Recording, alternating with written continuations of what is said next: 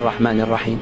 فإذا طبخت قالت بسم الله، وإذا غزلت أو نسجت قالت بسم الله، وإذا أغلقت بابا أو قامت بأمر يسير لم يفارق ذكر الله لسانها، غير أن زوجها كان رجلا قاسي الطبع بعيدا عن القيم الدينية، فكان يتضايق من ذلك كثيرا ويقول ساخرا في ضجر بسم الله مرة أخرى، ألا تملين من تكرارها؟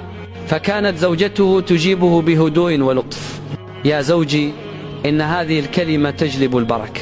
لكن هذا الكلام زاد الزوج سخرية واستهزاء، وقال في نفسه سأجعلها تندم على بسم الله التي ترددها دائما.